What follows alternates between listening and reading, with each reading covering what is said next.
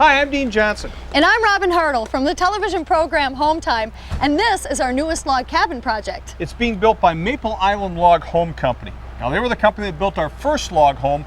It turned out absolutely beautifully, so of course there was no question in terms of who's going to build this one.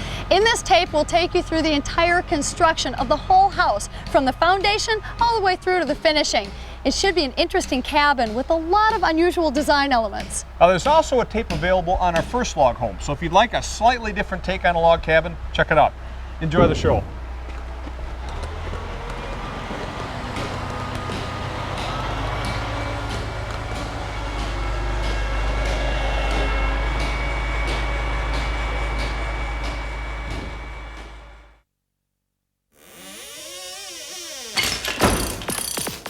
HomeTime is made possible by Chevy full-size pickup, the most dependable, longest-lasting full-size pickup on the road.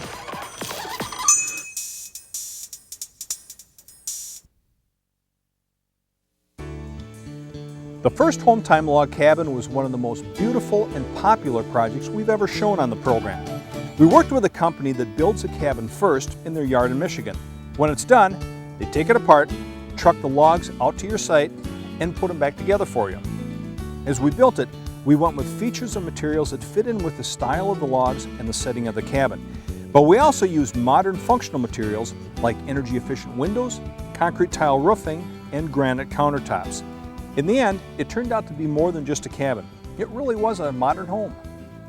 The new log home is going to be about the same size as the first one, but the style will be different. And it'll have a whole different set of features and construction challenges. And we're acting as our own general contractor, so lots of times we're turning the work over to professionals, and that's what's happening now. We're using the same log home company as last time to build and reassemble the home. They've sent out 7 guys to our site to put the whole thing back together. It was our responsibility to hire the crane and the crane operator. Aside from that, our job during this first episode is to make sure that the crew has everything else they need and to explain what's happening along the way.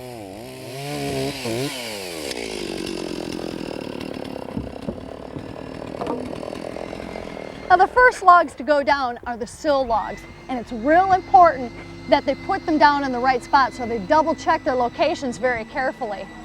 Now, they plane the sill logs down on the bottom so they sit flat on the deck. And since the logs all crisscross at the corners, the log on this side is planed down almost in half so it sits lower. Now, we're going with a style of log construction where once everything is put together, they'll fill in these little gaps between the logs with a special material called chinking. Now, another thing they do in the corners is do what are called saddle notches. Now, this is just one of the complex construction techniques that the guys do at the yard when they assemble these things.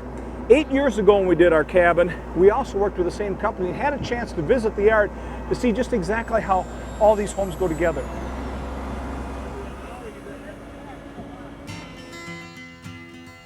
The Maple Island Log Yard is an amazing place to visit.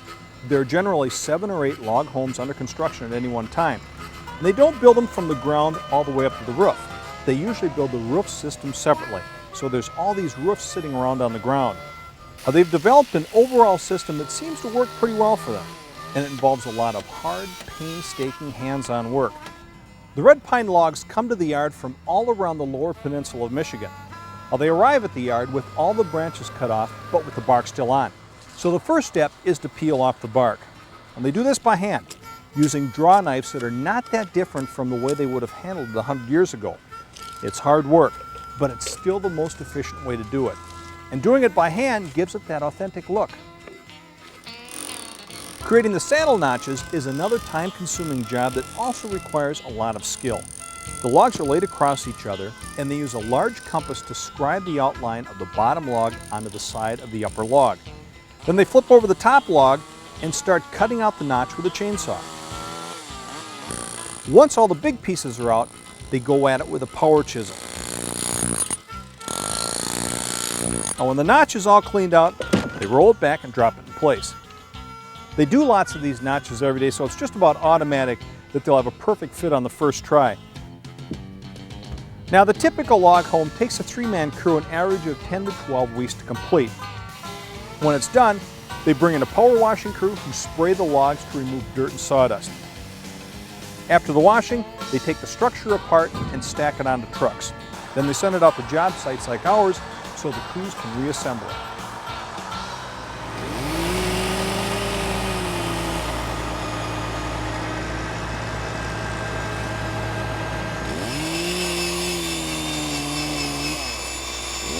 Yeah, that should be good. Right there? Okay. Yeah. For the first few days, the log crew is pretty much in charge. So really, there's only a couple of things anybody else can do, and one of those things is the prep work for the electrical. So we figured out where all the outlets are going to go on the main level, and we're drilling down through the first 2 courses of logs. That way, when the electrician comes in to wire the house, there are ready-made chases for the wires to come up through. Well, let's see, it's 10:30 now. We've got, 2 or 3 courses in most of the house. Yeah. And our truck is about a third of the way unloaded, so I think we're pretty much right on schedule. Yeah. Here's Okay. another one right Yeah, there. let's jump onto that So guy. if you wanna...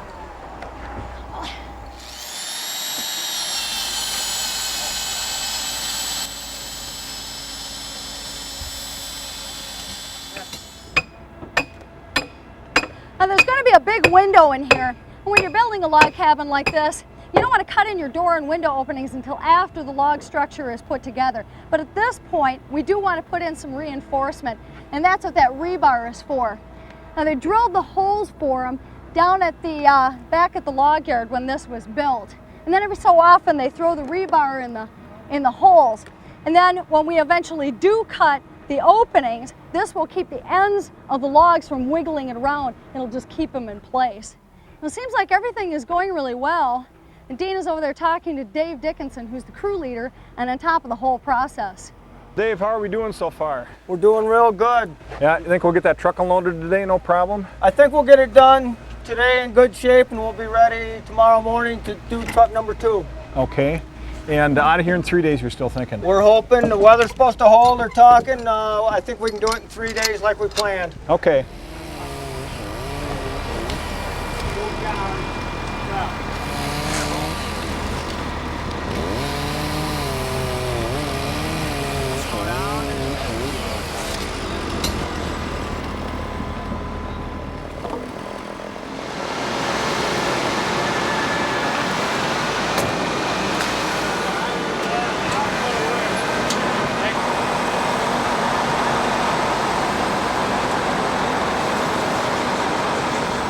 Well, it's about 3:45, and the first truck just pulled out. I'd say it was a pretty smooth day, but the guys warned us that the next couple of days might be pretty challenging, so I guess we'll have to wait and see. I'm just pulling off these last remaining tags, and Dean is trimming away some branches to get ready for the roof work tomorrow.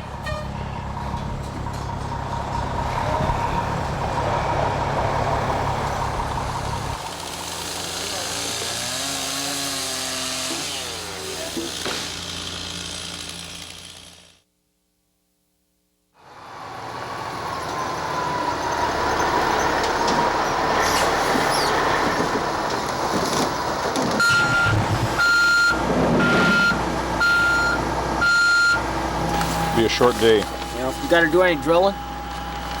That was a good time, huh? I just wondered.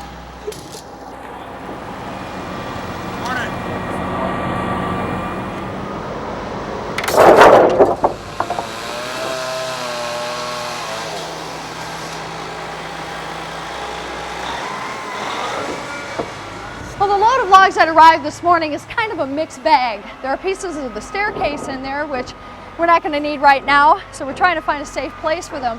And then there are these big posts that are going to be supporting the roof over the porches. They're unloading those close to where they're going to be going. And then it sounds like there are some pieces of the roof down at the bottom of the pile.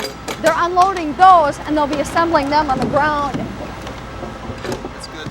Well, the logistics of which pieces go on which trucks gets to be a little complicated sometimes. One thing you have to realize is that when they first build the cabin, they build all the walls on one spot, and then they actually build the roof on a completely different area right on the ground. So what we got yesterday was a wall section. They take that all apart, put it on a truck, send it out. But the roof section actually comes out in 3 different trucks. Now when they take that roof down, there may be some parts that support another part of the roof on a different truck that hasn't gotten here. So some of the pieces we can install today a lot of the pieces we'll just kind of set to the side and install them later. So I think today's going to be a pretty easy day for us.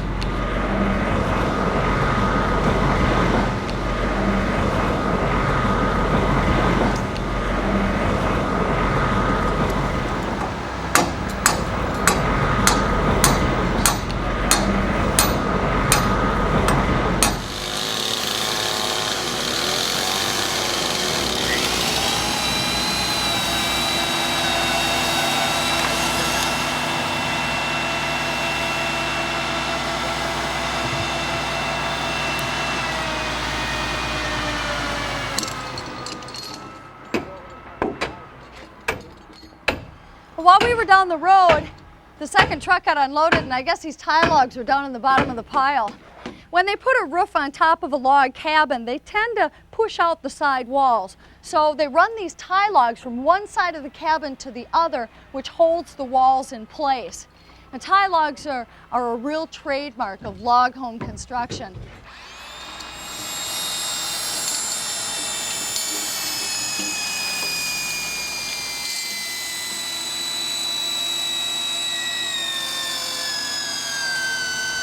Now we have a fairly complicated roof structure here. It involves trusses, purlins, rafters, structural insulated panels. They really aren't quite ready to assemble any of these elements quite yet. So what they're doing is assembling the trusses here on the ground, and they're just going to tip this up in place up against the other one there, and just kind of wait until our third truck shows up tomorrow.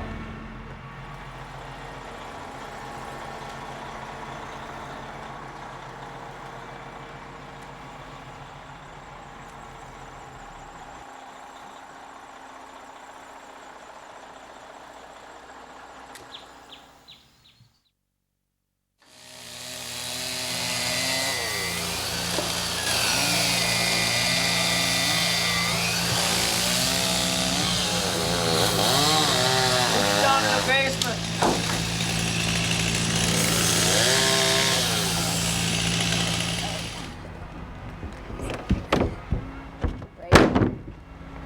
Hup, I'm down to my last nail. Okay. Well, the last logs on yesterday's truck got us up to the floor height of the second floor. So this morning they were able to put down the floor joists. And the joists are also notched to fit on top of the walls, just like the wall logs, and then wall logs go on top of that. Now we've only got floor joists on this part of the cabin because this is the only part that's going to have a second floor. The rest of the cabin, the kitchen, the dining room, and the family room will be wide open to the roof system. And it makes for a really neat space, but it also makes for complicated roof framing. Now all the logs have been flattened off on the top. That's so it's ready to accept the floor. Now the plywood that we're putting down here is strictly temporary. We're just putting this down so we can work on the roof off the top of it. Now the floor joists up here are a little irregular. Normally they're only supposed to hang past the exterior wall about a foot like this one. These are hanging out about 4 feet. That's because we're going to be building in a box bay window here, which will create a real nice little alcove up in the master bedroom area looking over the front yard. Now on the other side, these joists run through these interior walls out into this area that forms a bit of a loft overlooking our great room. Now these joists are supported by this tie log running through either exterior, and then this tie log gets support by 3 columns here that run all the way through the floor and down into a footing in the basement. Well, there's some more posts in our design to help support the porches. There's this big covered porch over here on this side of the house, and then there's a shallow one over on the lake side. Now how they're making these is they've got these 2 beam logs coming out from the top of the wall, and they're supported by this post. But this one is just temporary while they're making the permanent one. But what makes it tricky on this house is that there's going to be 2 posts coming up, and then the 2 beams will run across and they kind of crisscross in a really strange way. So the guys are going to have to do some cutting and notching to fit them all together. I'm sure it's going to look great when it's done.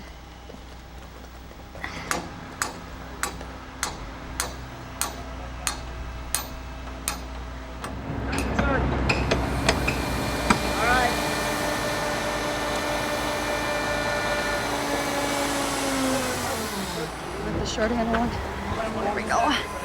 So what's left on the truck? We've got the rest of this gable end left on there. Okay. And that other one's ready to back in after this one truck, pulls out. The other truck is ready to come in, yes. Okay, how late do you guys plan on working We're today? planning on working till dark tonight. Till dark, okay, well, anything we can get for you? Is everything all right? Working I think we're out okay? all set. All right, well, let us know if you need anything, okay?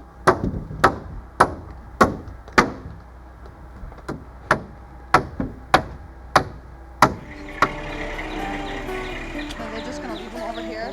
Phil? Yeah, I think so. We should probably.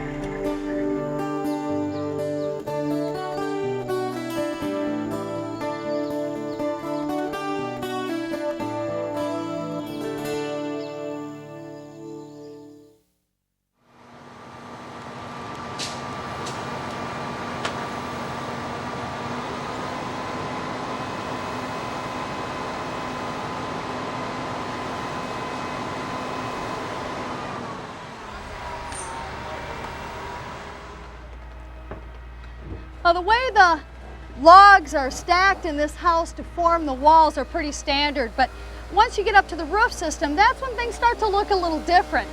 Now, the basic time-honored way to support a roof is to stack logs on top of the walls to form a gable. Now, that's what we're going to have on this end of the house. And then, as they're stacking the gables, they run these horizontal logs called purlins across them. Now, that creates the framing for the roof. The problem is that you've got these big gables that divide up the space into these little rooms. Now that's okay over here because this is going to be bedrooms and bathrooms. But we wanted a nice open area on the other end for the kitchen, the dining room, and the living room. So on that end we're using trusses, great big trusses instead. That's what they're putting down right now. Well, they put the trusses together on the ground and then they lift them up and lower them into place just like normal wood trusses, only bigger. Down in. Good.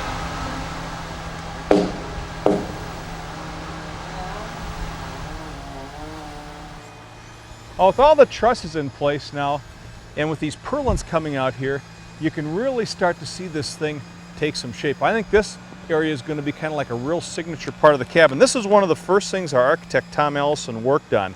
It's sort of a flying rafter system here over the top of this porch. I think it's going to be pretty spectacular to walk out of that porch, come down these steps, and you're looking right down the lake at these unbelievable views. I mean, they're just something else.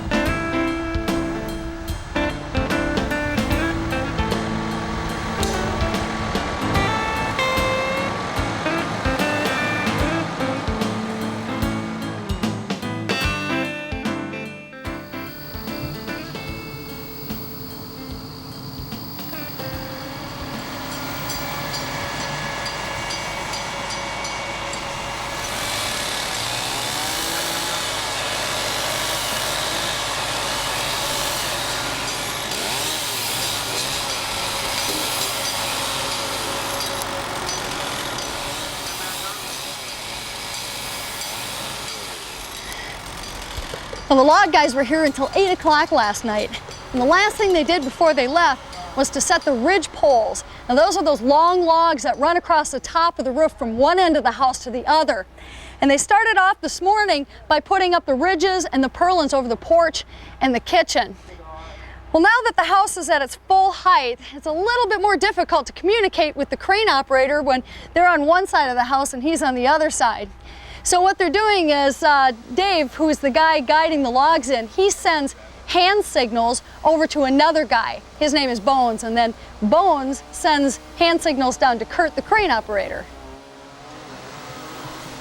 Probably gonna have to set it down and rehook and pull it back up. Okay, got it. 4951T. That's the one. Okay, there you go. Got it. Well, the last big job is to drop on the rafters, and it's going pretty darn fast. Not a lot of log cabins use rafters. They usually just use purlins. But the architect that we're working with really sold us on the look of the raftered roof. Well, one of the downsides with rafters is you have all these little filler pieces. Now, it's not real difficult work, it's fairly tedious, and we're jumping in to help out the crew so they can keep putting up rafters and working on the porch post, because it is getting a little late in the day.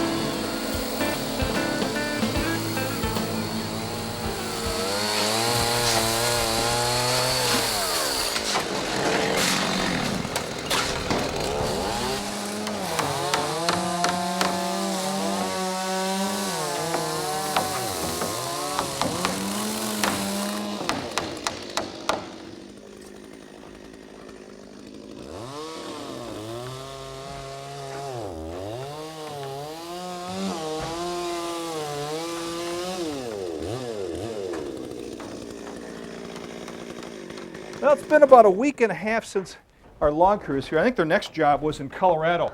Now we have the framing carpenters on the site as well as our stonemasons. Now, one of the really weird things about log building is that as soon as you start stacking up the logs, you just start cutting them down again. Well, the reason is when they build these log homes, they put very few perforations into the building site, the windows and doors. Structurally, it's a lot stronger that way. Then once they take them down and bring them out to the site here, they reassemble them the same way. It's at that point we start cutting a few things out. For instance, this will be the front door. Now, obviously, it's going to be larger than this, but we're not quite ready to make the finished cut till we get the door. But right now, it gives us the opportunity to access this part of the building site to get into the house. Otherwise, we'd have to walk all the way around to the back side to be able to even get in here.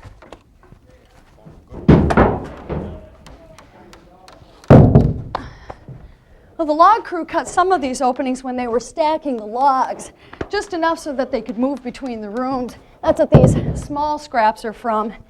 We're gonna pile them up outside down the road a little ways, run a splitter, chop it up for firewood later on. There are quite a few logs that we'll be cutting out of here. For instance, we already cut some over here so Steve could work on the fireplace.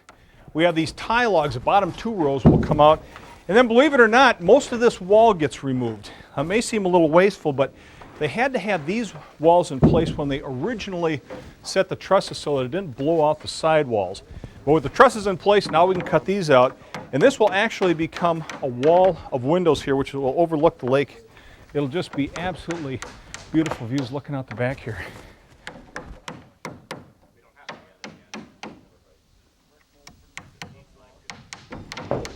One of the first things the carpenters did when they got here was to lay down some flooring on the second floor so they'd have something to stand on when they're working on the ceiling. Now, all of these log joists are flattened out on the top so that the planking can just lay across them. And as you can see over here, this first wall log has a groove cut in it so that the planking will just slip inside like that. You can see over here that the planking just sort of disappears in the log. It's a really nice effect. Well, the carpenters have now moved on to putting the same pine boards on top of the rafters. So wherever you go in the house and you look up, you see a lot of it. You know, I'm glad we didn't go with the clear. Yeah. The manufacturer provides a clear grade, but the logs have so many knots in it, it only seems to make sense to match up the siding as well.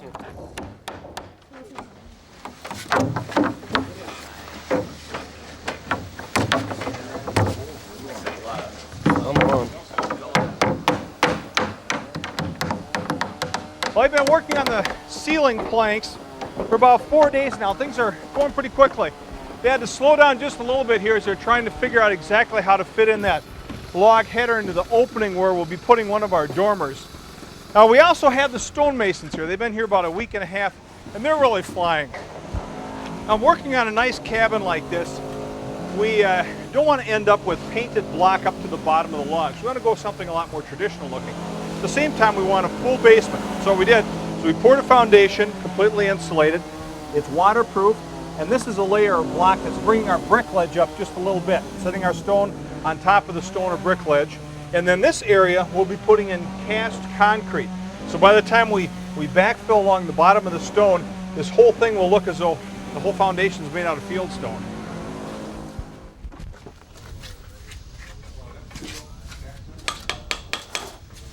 While they're putting up the chimney on the outside, they're getting ready to lay up the stone here on the inside. Now this is one of the first areas where we're dealing with that fundamental of log homes, and that is that the logs will settle as much as 2 or 3 inches over time. Now obviously when we put the stone up here, the stone isn't going to be settling at all. So you have to make allowances for what's going to happen when those two surfaces rub against each other. That's what that plywood is up here for. We've cut these slots into the plywood, we nail through into the logs. Now as we're laying up the stone, we'll put brick ties and attach the brick ties strictly to the plywood. That'll help keep the stone from falling into the room. And by nailing through these slots, it holds the plywood to the logs. But as the logs settle, it just, those nails kind of slide down the slots. It kind of keeps everything in place and in a nice equilibrium. You got the planking done on the whole south side. We wanted to cover that, right? Yeah. In fact, why don't we dig that plastic out of the garage? Is that poly? Yep. Okay. Yeah, I think I stuck it right there.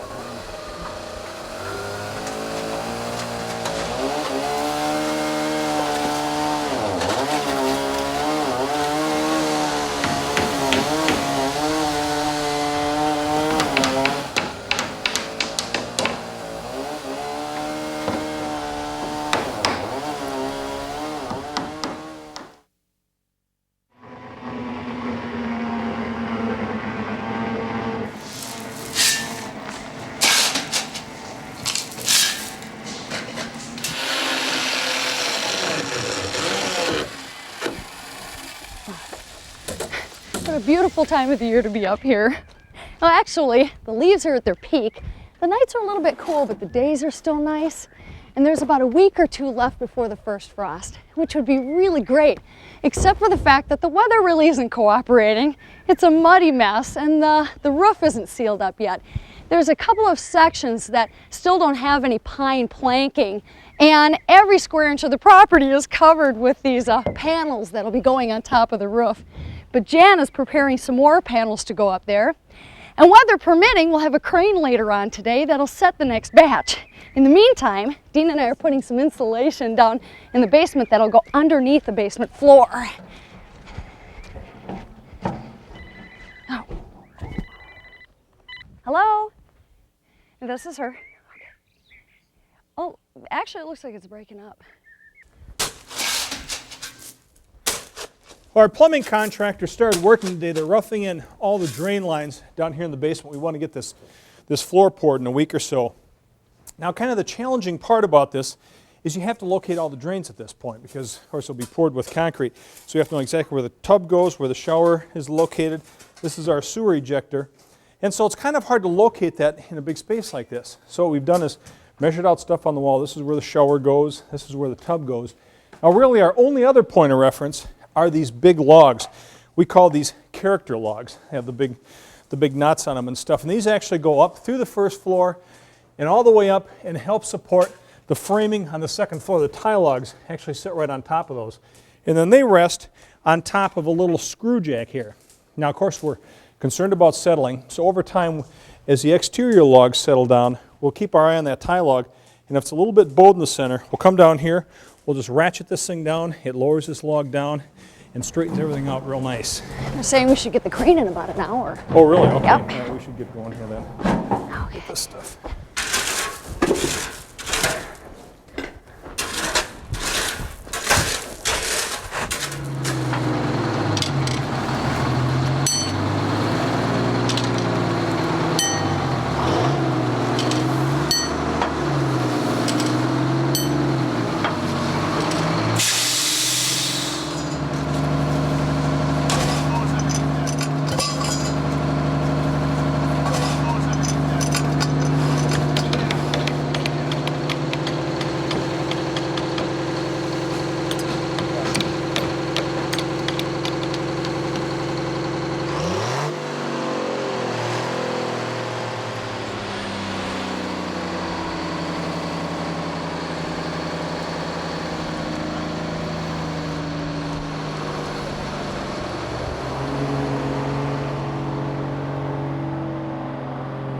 Well, right now, most of the roof just has the 1/2 inch thick southern yellow pine boards that we put on top of the log structure. Now on top of that, we could go with more of a conventionally frame type of structure, but instead we're going with these structural insulated panels. Now these do a couple of things for us. First of all, they provide structural strength on top of the log members that are up there, plus they provide insulating value. There's 7 inches of styrofoam here with layers of oriented strand board on the top and bottom. Now the company that manufactures these numbers each one of the panels, and then they give you a plan so you know exactly on the roof where each one of these panels will be going. Now, they can cut these so that they fit exactly on the roof. The only thing we have to do is lift them in place and nail them down.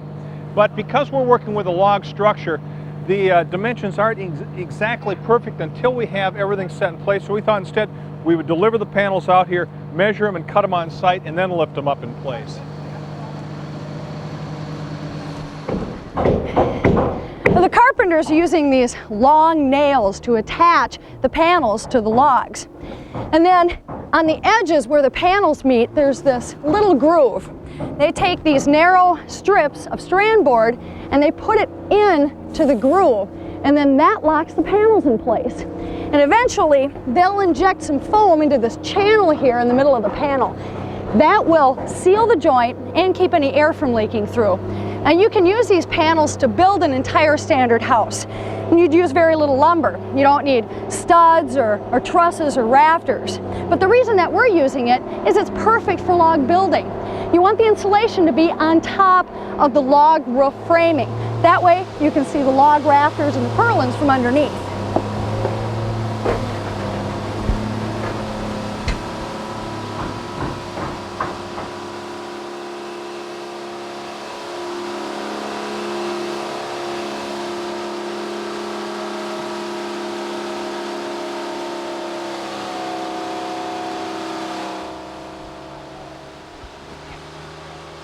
Well, as they've been telling us, this stuff does go up pretty fast.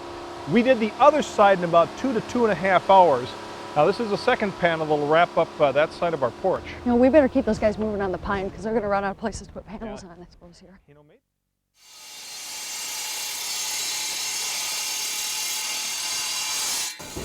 Now this is a type of roofing material we're going with. It's a concrete tile. It's the same type of material we used on our other log cabin and on a few other projects. What's interesting about this is people will come out to the project and they'll say, boy, what a great looking slate roof. We tell them, no, it's concrete tile. But I should tell you, in this part of the country, it's definitely a premium option for roofing, and it's quite a bit of work to prepare. Just the prep work on the roof took about 3 days. They spread out waterproof underlayment for the eaves and valleys and a special base sheet over the rest of the roof. The tiles themselves are supported by a crisscrossing system of roof battens.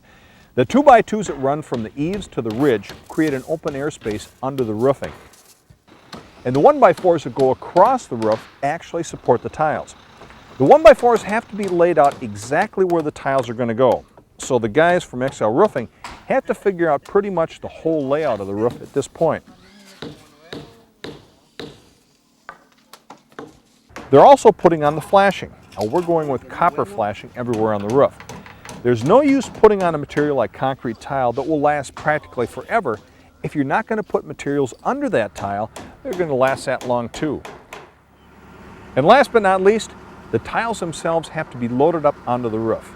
Now they've got a forklift to do the heavy lifting, but the roofers still have to pull the tiles off the lift, spread them out to different areas of the roof, and stack them in small piles. But the guys are expert at concrete tile roof installation, so they make this hard and dangerous work go pretty smoothly. Now the basic technique for installing these is they hang from the horizontal battens, the 1x4s. They have this lug that runs along the top, and they literally do just hang from that. They also interlock with the tile they sit next to. They have holes in the top to nail into. In fact, our contractors even going the extra mile, and they're screwing into each one. Screwing down tiles is actually something that you'd have to do in a climate with a lot of wind. But our contractor does it on all the jobs anyway, as a matter of course. Now, as I mentioned, we're using 2x2s and 1x4s. Now, the reason for that is it creates an airway between the bottom of the tile and the top of the roof deck, which is crucial in this neck of the woods to help prevent ice dams. Now, you don't want snow sitting directly on top of the roof deck and freezing and thawing all winter long. Instead, you want to be able to circulate cool air underneath the tile to help minimize that situation. Okay, so we've got two 18-footers here. Well, it ended up taking the roofers about 7 days to wrap everything up. They're a crew from Colorado, so they're experts in this type of tile. I think most other roof crews probably would have taken a little bit longer than 7 days to do something like this. One thing we weren't able to show you the last time are the snow brackets that we installed. Now these are made out of copper. They slide up underneath one tile and another tile goes on top. You can see them sitting on top of our dormers. Now the reason we place these there is so that in the springtime we don't have big sheets of snow sliding off the dormers and then landing on the tiles below the dormers and busting them all up. Instead, it holds onto that snow so it can just kind of gradually melt throughout the spring. Now the weather up here has been unbelievably beautiful. Normally this time of year up here we'd have frozen lakes. We probably should be standing on 2 feet of snow right now. So we thought we'd take advantage of it. We had our painter, Scott, and his assistant come out, and they're applying one more coat of stain to the outside of the cabin.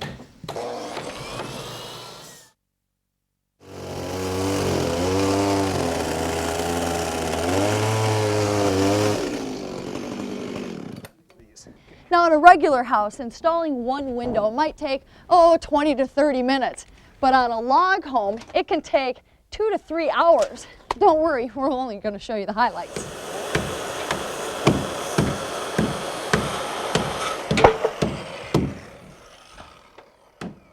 Well, it took us about an hour just to locate and mark exactly where we wanted the window, to figure out how big the opening should be in the log wall, to set up this little scaffolding area, and to start cutting.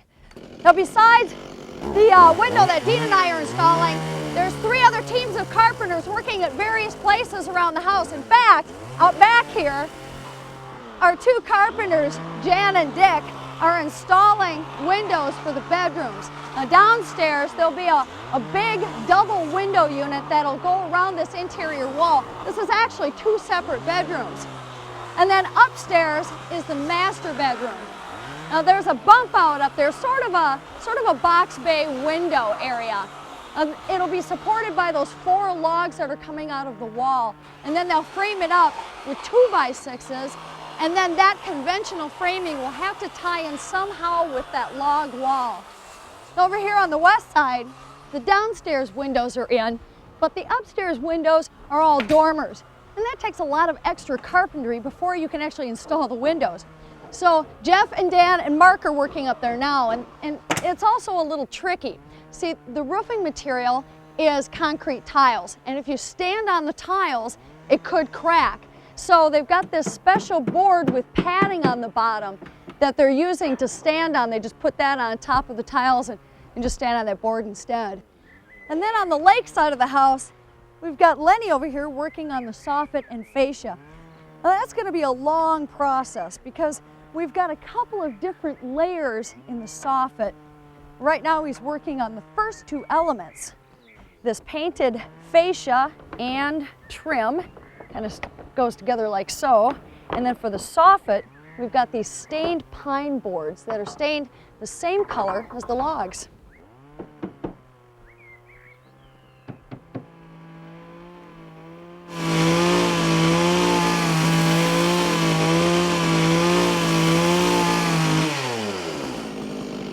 Okay, that's got to be pretty close. Now most things you do on a log cabin are a little bit more difficult than conventional construction, and by no means are windows any exception to that fact. I think probably one thing that makes it a little bit more difficult is the fact that the logs are always lining up a little differently. For instance, being 24 inches off the ground here, the window will be sitting on a half log. But over here in the bathroom, in the same distance off the ground, 24 inches, it's sitting on the top of the log. Now this is the easiest type of installation to do. We just cut the logs on the side, take a little bit off the top of this log, and set the window in place. But over here in the mudroom, when we're doing this on a half log, 24 inches up, there's just a lot more cutting and preparation. Oh, this one's all set to go. All set, okay.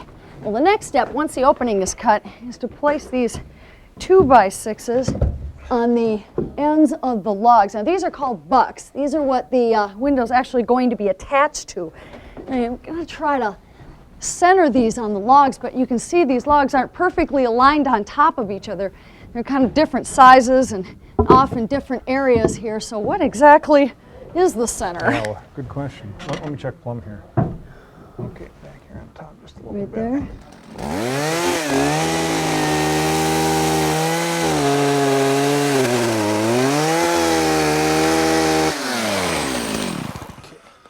Now these bucks get attached to the logs using these big long nails, but it isn't quite that straightforward. Now one thing you have to remember is that these logs will settle over time. It's just the fact of this type of log home. In fact, anything that gets attached to these logs, you have to take that into consideration. And that's why we have these slots.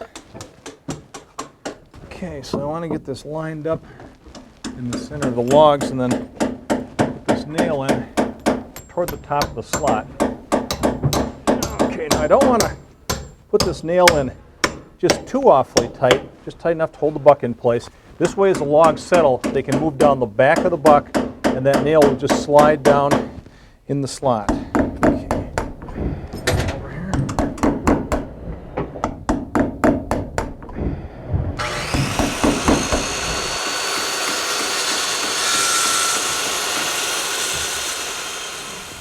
So all we need in here is the screws and the screw gun, right? Yeah, I think so. There's the screw gun. Okay. Well, we spent the last half hour notching this out to get everything as plumb and as square and as level as we possibly could. So now we put the window in, and if it fits, it should be plumb and level. Let's put it this way, there's not going to be a lot of places to move it to. Okay. Up we go. All right. Okay, I'm just about tight over here. Okay. Okay. Let me get this side up just All a right. little bit more. We sure didn't leave ourselves a lot of room for error. It's a little bit tricky. Oh, it's going to fit. There we Yeah, go. it seems like it's fitting pretty well. Okay, you got it? And I'll Yep. whip Yeah, around. go ahead. All right. Now, if you look over here on the side, you can see how closely this casing comes right up against the cut logs. Now, to fasten this permanently, we could nail right through the casing, but it really screws up the paint job. So instead, we're using masonry clips on the backside, and Robin's just going to screw those into the bucks. Okay? Okay.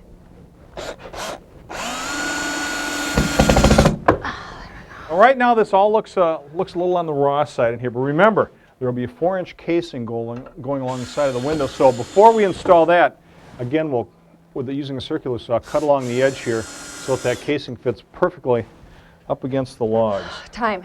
Oh, yeah, let's see. Okay, we start, it's about 2 hours, 25 minutes. That's not too bad. Yeah, no, that's not too bad at all. Great. Okay, that looks good. Should we start taking out scaffold? Yep. See what else we need to do. Okay, might as well just set these up on the step. Huh? Back here. Yep.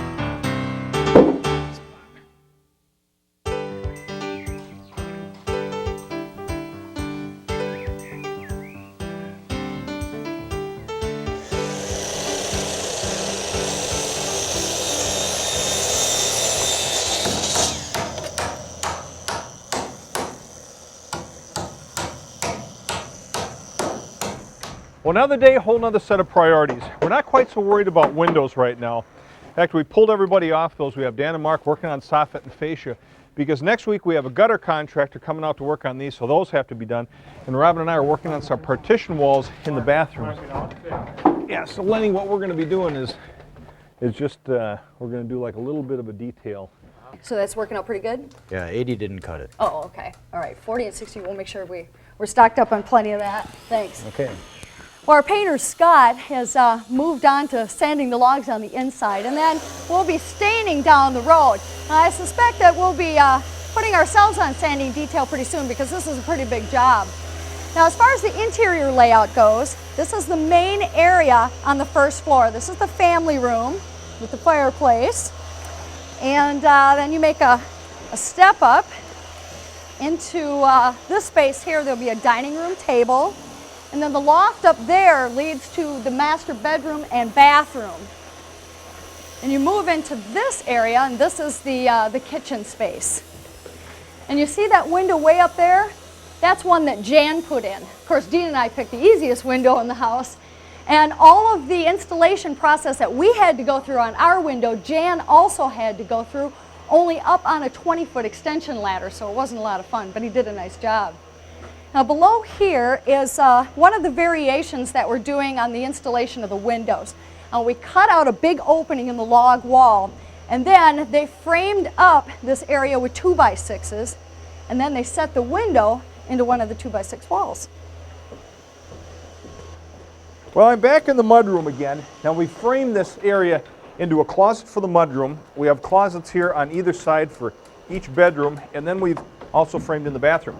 Now the reason we moved down to the walls is so we could get our mechanical contractors in here. And of course these walls have to be up so the heating contractor can put in his ducts, the plumber can run DWV, and of course the electrician can run all the cables. Now, putting in these walls is a little tricky. Again, it's because of all the settling that we get. Actually, it's a little crowded here. Let me take you to the bedroom and I'll show you what's going on in here. The walls are built in two sections. The first section is framed conventionally. It's nailed to the floor. But it's at that point that things start getting different. First of all, we frame this wall up about 6 inches short of the ceiling. And then on top of this wall, we nail a 2x4 to the ceiling. With those two things in place, we drill through the top plate of this wall and put a 12-inch lag screw up into that 2x4. Now this is what's called a slip joint. And we do this for a couple of reasons. One is it keeps the wall from rocking back and forth. And the other is as the logs are settling outside, this floor can come right down toward the top of this wall. It just slides along this lag screw. Pretty tricky way to handle it. Now where the wall meets the logs, we cut out a slot here so the walls can slip back into the logs. And then in the 2x4, just like our bucks, we cut a slot into the 2x4, nail it in. So again, the logs can just move down the outside of the wall and this wall stays in place. Now the finished material in this bedroom is going to be this pine siding. So when we cut this slot into the logs, we made it a little wider so that the siding can slide right behind the logs, give it a real nice finished look. And that's what I'm cutting out in the other room right now. All set. Okay.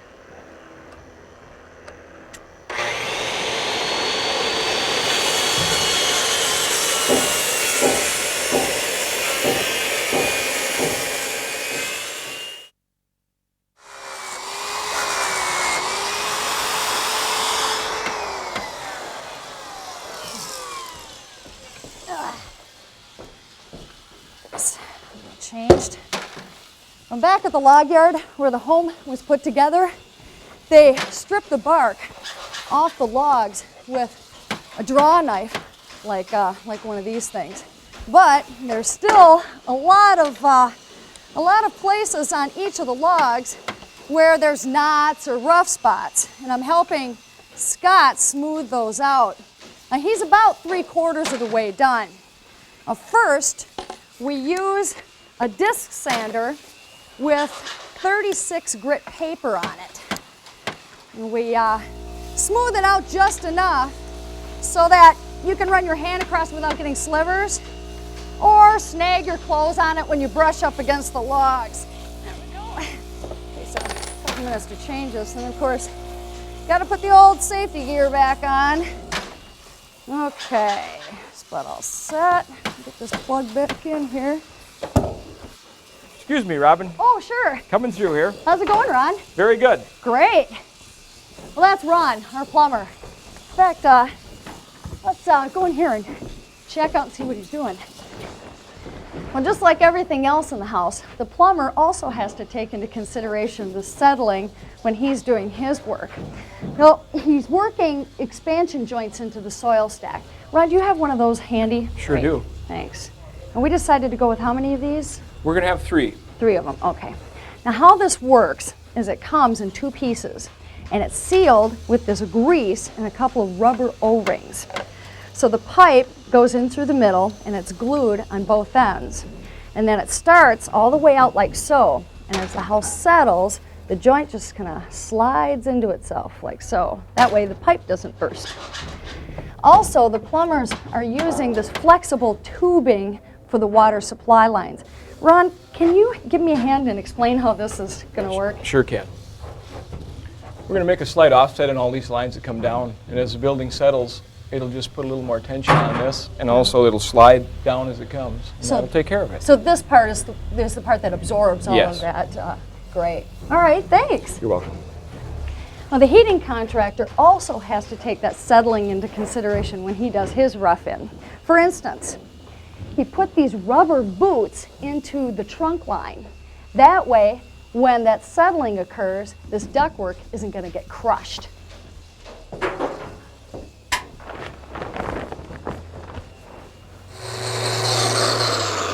All right. Well, I switched over to the orbital sander for the second part of the sanding. Mostly, I'm just trying to get rid of those marks that were left by the disc sander. I'm using 40 grit paper, and I went back over the areas that I just got done working, and I'm trying to feather out those marks into the rest of the log. And I'm also working the whole log a little bit, just so that those areas that I sanded really hard don't stand out so much, so we don't have these little white spots standing out on the log. So I'm just making the whole log a little bit lighter. Okay.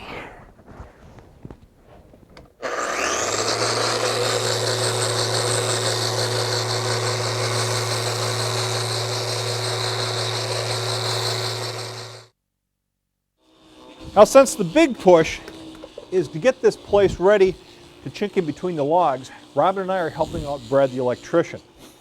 Now, with a log home like this, you can't just take these boxes and nail them up anywhere like you can with a frame structure. You have to cut into the log. So what Brad has done is located where he wants all the receptacles and switches. He's drilled out a hole. I cut around the outside edge with a jigsaw, and I'm using this corner chisel to just square off the corners and get it finally ready for the final placement of the box.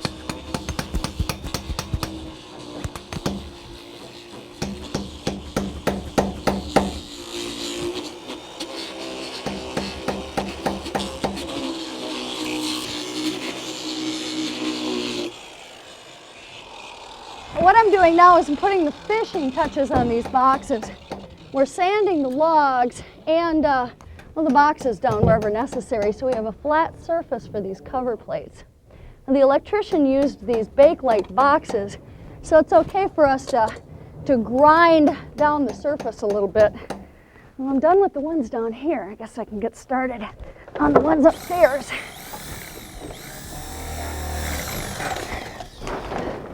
I'm heading upstairs. Okay.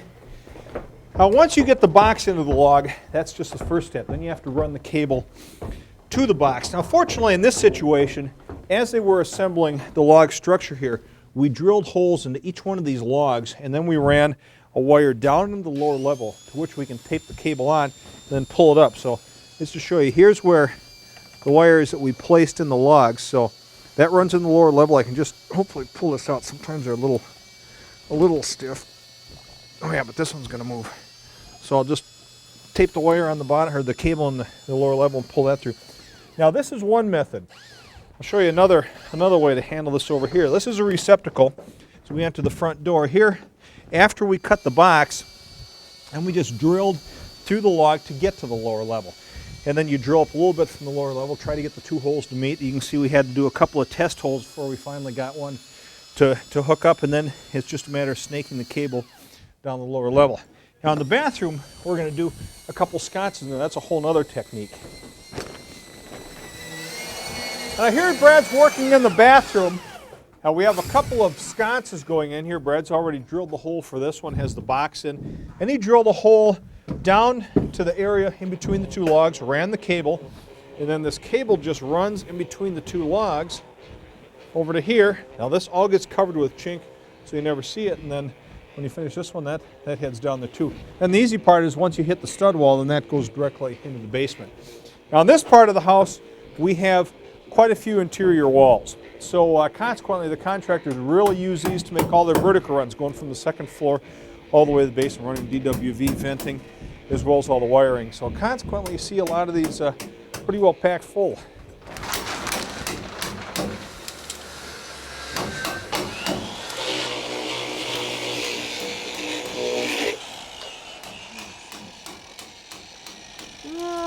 Not quite. Now, upstairs here, in order to make the horizontal runs for the pipes, the ductwork, and the cables, we had to create a false floor.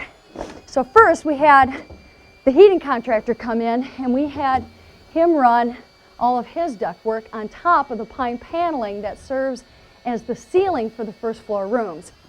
Then we had the carpenters build these laminated wood sleepers around the ductwork. And then next, the plumber came in, ran his pipes, and then the electrician just came in and ran all of his cables. And then when everybody is done with everything they need to do, we'll put the plywood on top of the sleepers and then the finished floor on top of that.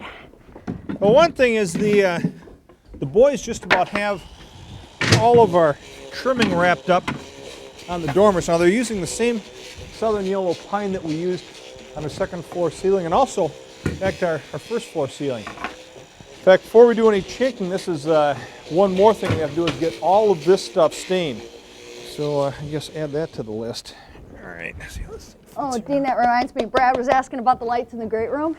Oh, yeah. Should we scope those out tonight, or? That's not a bad idea. We brought that thing up. In fact, let me finish this and then I'll get that set up. Okay. Sounds good.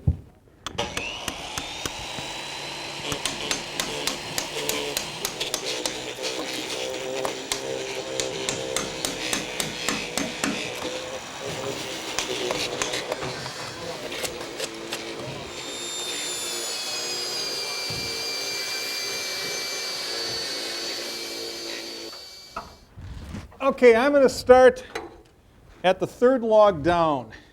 All right. How does that look? That looks good. Okay, let me just try the fourth log. Does that look better? No, I can see the bulb. You can? Okay, all right. I tell you what, can I take a peek? Sure. All right. This is centered here. Well, our electrician is only here for about a day or two, so we want to get this lighting plan all figured out. Not that there's much to it. We're going to have a couple of hanging fixtures, one over the island in the kitchen, another one over the dining room table. But it's this great room that really has us stumped. There's not too many spaces like this for us to get some ideas from. There you go, easy on that shade. Okay. So we thought we'd experiment a little bit. Now this is a fixture we think we're going to be going with. We hooked up an extension cord to it. This way we can get it up there and kind of experiment with it a little bit. Now one thing we know we do want to do is we have to get some light on this ceiling. If all of our light is like 8 or 10 feet and down, the ceiling's going to look like a big old dark cave at night. So we want to get some light up there. So I'm going to run up here and take a look once. Okay.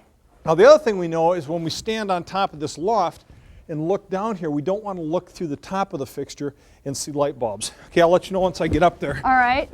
Okay, you're the third log down, right? Yeah, and you had it centered. Okay. Right here. All right. Let's see. You know, that's just about perfect right there. Looks Yeah, nice. you know, if it were up any higher, you'd be right on top of the log. Okay. Yep, that's right. Great. I hope Brad can figure out how to get on the wire up there.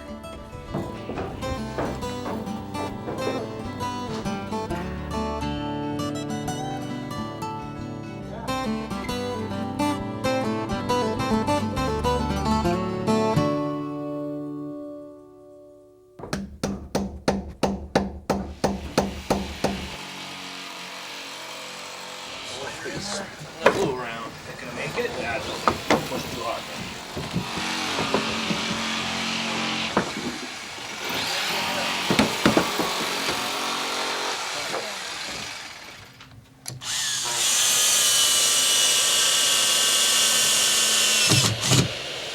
Okay, just about there. Ready up here. All right, I've got the wire. Let me get situated here. Okay.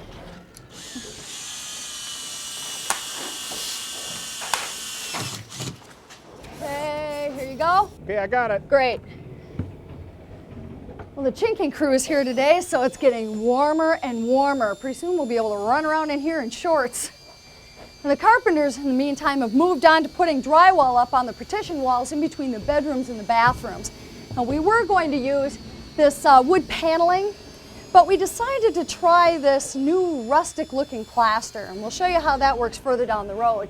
How is that? Why don't you give me about 6 more feet? Okay, I gotta bring some more up from the basement first. All right.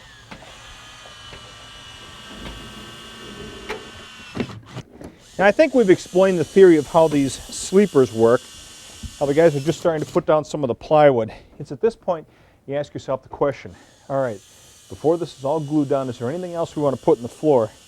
We thought just to be on the safe side, maybe we should run a few speaker wires and some coaxial cables. So that's what I'm doing. Okay, that should do it. All right. Well, the electrician is all done for now. And once we got the light fixtures all located, he had to go back and reach into his bag of tricks and figure out even more ways to get power to the ceilings and the vaulted areas. Let me show you what he did.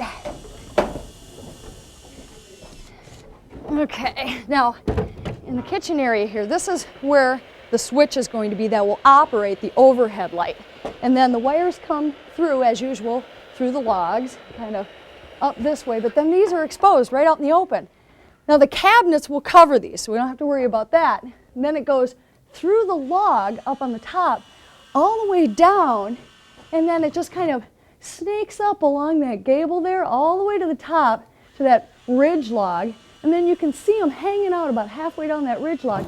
That's where the overhead light's going to be.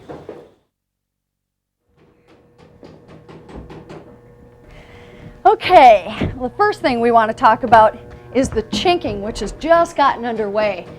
Now, in a handcrafted log home like this one, the chinking is a real critical part of the overall look of the place. Now, the exterior walls are still too cold to chink on the outside and on the inside, but Chris Hastings and Dave Griffin have been able to get started on the logs that form the interior walls. This is looking really great, you Thanks, guys. Robin. So Chris, can you give us an idea of the overall process of this chinking? Well, the first thing we did, as you saw on the rest of the house, is we applied the backing material. What this is a closed cell foam backer, and it serves a couple of purposes. It regulates the depth of the material so that we're not filling up the entire gap here with chink. And the second thing it does is make sure that it's at the proper depth to function properly. What that means is as the logs settle and shrink with age, they're actually going to pull apart and eventually push back together. But the chinking material has to stretch, so it needs room to float. We're going to apply this about 1/4 of an inch thick, and this will make sure that we only have adhesion on the wood on the bottom and the top, and it will stretch across the closed cell foam. It does not adhere to this. Okay. If we filled this up completely with chink, the material would be too thick to actually stretch, and it would just tear down the middle. I see. Cohesive failure, right. Okay. I can see that you're kind of wetting this stuff down as you're working. That's right. With these funky little tools here. It's a water-based product. I'm using regular kitchen utensils. These are cake decorating trowels of different sizes. All right. Like to use the largest knife that you can fit in a particular space. That's a little too big for there, so we switch to this one. Okay. And maybe we'll get you trying this a little later on, Robin. Ooh, that would be fun. So now this chinking, it comes in these tubes. Mm-hmm. And I've seen, staying with that whole bakery theme, I've seen people use these bags, these baker's bags that kind of look like cake decorating bags. That's right. You guys don't use that though? No, we don't. We don't have the time. Mostly when you see that done, that's do-it-yourselfers and, of course, old-time photographs. Mm-hmm. This is what we're using now. This is our automated pump. It's electric. It's got a simple rotor stator tube, an adjustable speed on the other side. The hopper holds probably 10 to 13 gallons of material. Mm-hmm. 25 feet of hose. We've got a longer one for when we need it. The whole thing weighs about 100 pounds. Keeps you guys moving then. That's right, very quickly. So when do you guys think that you'll be able to do those exterior walls? Hopefully in just a few days. The weather's changing. It's gone from 30 below to maybe 30 above, and that should be warm enough for us to work on the inside at least, if not the outside. Great. Well, we'll keep our fingers crossed. Thanks. Thanks, Chris. Bye now.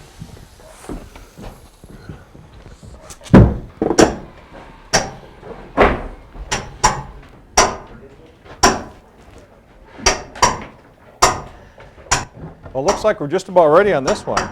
That's correct. We're getting closer. Okay.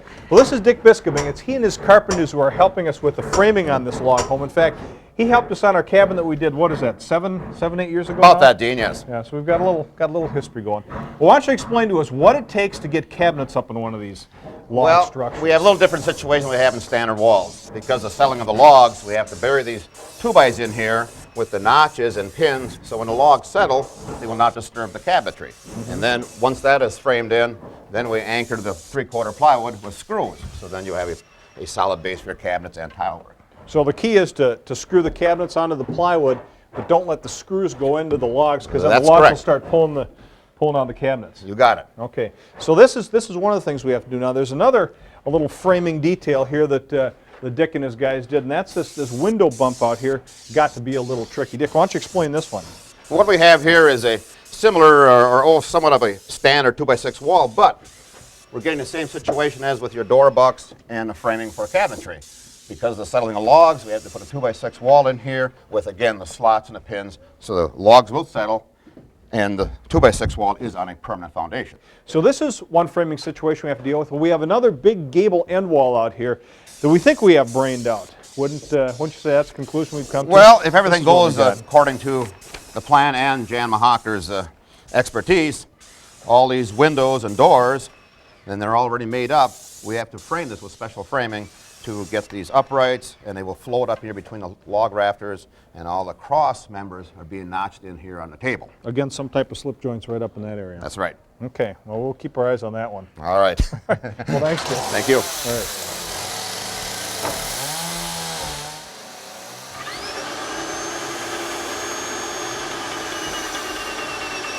Well, now that we have heat in the building, Scott, our painter, has fired up the log standing process again.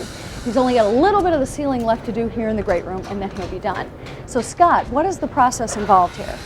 Well, first I spray it out with my airless sprayer. Then I back brush everything. So it works it in real nice and even, works it into these cracks, plus works it into the log, into the wood itself. It also does the same thing for the beaded board, so there's nice even finish when I'm done. Okay, well, looks great. Well, Thanks a lot, you. Scott. I'll let you get back You at bet. it. Well, we're using a water-based acrylic to coat the logs with a protective finish and to maintain the log's patina.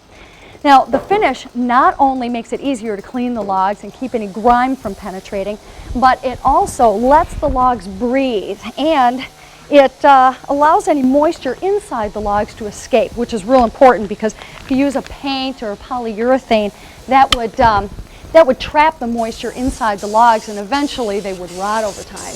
And we're using virtually the same material on the outside with UV inhibitors to protect it from the sun damage. The nice thing here is that we're able to use the same finish on the tongue and groove boards that we ran in between the logs as well as the logs. And we chose a light honey color to add a little bit of tone to the logs and enhance the original patina without darkening the interior at all.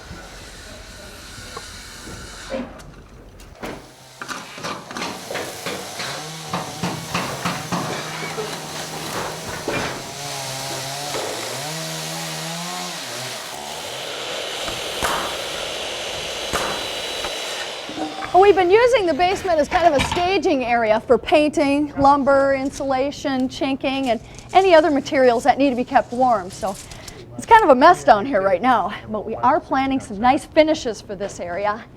And as things have been clearing out, we've been starting to frame up some walls. Now, Dan and Mark have already, here you go, Dan. Oh, thanks, Robin. They've already been working on this for about half a day now, and they've made some progress on the mechanical room, the laundry area, and the bathrooms. Excuse me, Mark. Well, we also are going to be putting a custom cut sauna back in this end. We'll be installing that on the next program. But we want to make sure to get all the framing done right now. We've got radiant floor heat tubes running under the concrete, so we're just gluing the plates down to the floor and then nailing up the studs one by one. And we've had some temporary heat going for a couple of months, and now we're making some permanent hookups. Yeah, 116. And on the center here, we have a combination heating appliance that not only provides heat for the domestic water in the house, but it also provides space heating for the radiant tubes down here in the basement and any tubes that will be running in selected areas upstairs. Now, having one burner for two systems creates all sorts of efficiencies that just make sense in a vacation home like this where you're not going to be here all the time. In addition, we have the supplemental forced air heating system, which provides quick heat as needed and also for the air conditioning in the house. And we've got it running right now, but we make a point of changing the filter as often as we can because of the construction dust. So what's the measurement for that next one? 116 strong, Robin. 116. Okay. Joey, if we could probably get more layout lines, huh?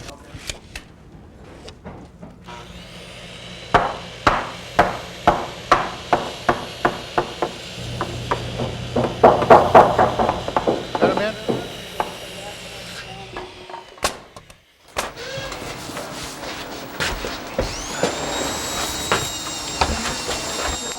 Well, Chris, it looks like you're going to finish up in the time frame you originally thought, huh? Yeah, Butch came up this weekend, and that's going to keep us on schedule. So you're out of here today. I hope so. Excellent. Okay.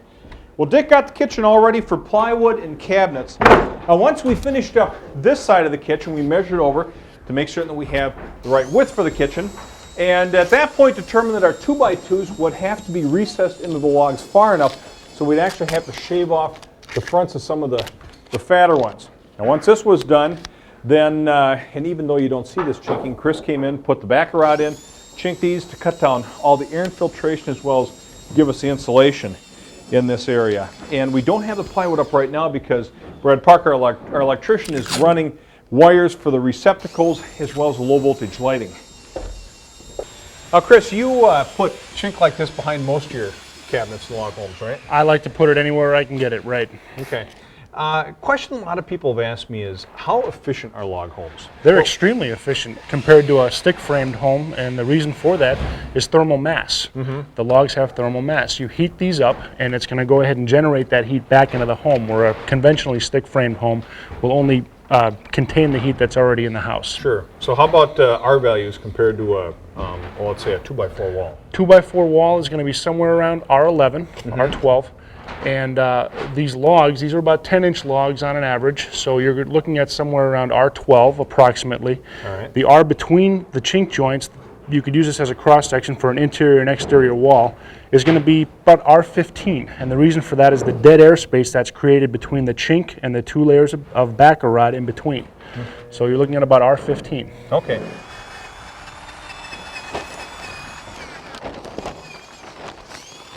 Well, this is the window wall that we've been talking about. This will actually be the outside of the cabin. A lot of people think that this log wall is the exterior, but actually most of these logs will be cut away, and then you'll be able to look out these windows. There'll be big windows here, a couple of doors on either side. Now we're framing this up with LVL material, laminated veneer lumber. It's straighter, it's stronger than regular dimensional lumber. We want it nice and straight because it's a long run here, and there's a lot of wind that comes off this lake, so we need something pretty beefy. And of course, all the way along here, we're going to need slip joints, and that's what Jan is working on right now. So what part of the slip joint is this one? Well, one of our LVL window wall beams ended up right underneath one of our log purlins here, so I've got to make a slip joint pocket here. I've got one done over there. I can show you what the theory on it is. This is the exact same position, just on the other side of the wall. Right, then. yeah. Okay. So this one is just going to slide right up in there then, I would imagine. Yeah, this I got a pocket up in here about 6 inches deep. Okay. Here, I'll help you lift that. This is Just a little bit. this will slide up in there about an inch. Oh yeah. Okay, so this just slides. Right. Yeah, I've got that. about a 6 inch deep pocket into the purlin, Okay. and the center LVL slides into there about an inch. Then I've got about a 4.5 inch cut below the log, so actually the whole roof system can settle 4.5 inches. About 4.5 without landing on top of this. Right. Once it goes right. 4.5 inches, though, then it's then done. we're in trouble. Yeah, it's not going any further. Then you also have to create a slip joint running all the way along the top of this gable Right. wall, right? Right. When they set the logs, we had them set 2 rafters, log rafters, just a little wider than our LVLs, and we can create our slip joint up into those 2 rafters. Right in between those. Okay. Think we'll be ready for the radiant floor come Friday? Yeah, we should be ready with that Pretty close? on Friday or first thing Monday morning. We'll finish it up. If I leave you alone at any Yeah. rate. Thanks, Jan. You're welcome.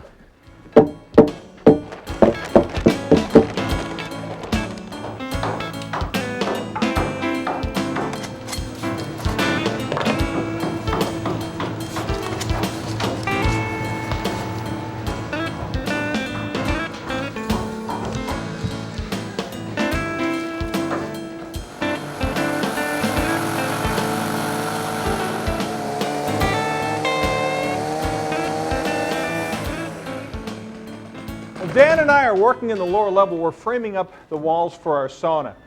Now these walls are intersecting this log post. This post goes all the way from the basement up and helps support the purlins. Now of course, as our exterior logs settle, we're going to want to lower this post so that our purlins maintain a nice straight line upstairs. The way we do this is there's a little ratchet bolt underneath here. This log sits right in this thing. We just move that bolt down and the whole log slides toward the floor. Of course, whenever this happens, we're going to have to create a slip joint where that log is traveling. So this is a slightly different one than we have upstairs. This wall actually never touches the log. Instead, we're cutting grooves in front of the wall where our siding can just slide right in there. As the log moves down, the siding just kind of misses it all the way along the log.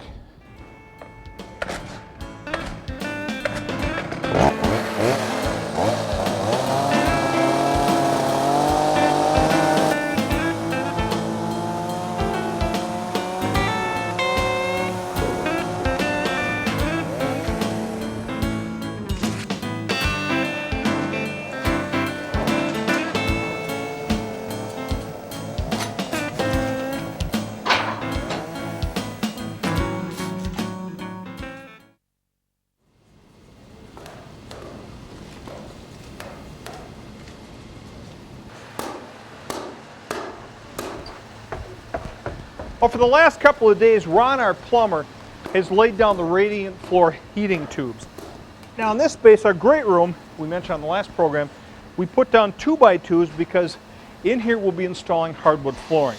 So what they'll do is first they'll pour the gypcrete up to the top of these 2x2s.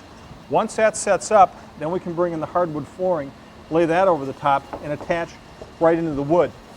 Now these 2x2s extend all the way out to what will become our exterior wall. Now I know this is a little confusing for people coming through the cabin the first time. They think this is the exterior wall. Actually, most of these logs will be cut out. And once we get our doors and windows in, this becomes the outside perimeter wall. Now before the gypcrete does get poured, there's a couple of things that have to be dealt with. For instance, our heating contractor extended the heights of our ducting for air conditioning and a little bit of additional forced air. Normally the top of this would come just a little bit above the subfloor and you nail the hardwood flooring right to the subfloor. But because we're working with gypcrete, they raised this up so that the gypcrete will come up to the top of the sleepers and then we can lay in our hardwood flooring on top of that. Now there's a couple other things over here. We nailed down a 2x4 in between where the dining room steps down into the living room. Now without putting up some type of dam here, the gypcrete's just going to run right over the top and fill up the great room. So we determined about where the nosing would be butting up against the tile floor here and nail that down. Another thing that we had to do is do something around the posts. There are big holes here where the gypcrete can just slide down to the basement.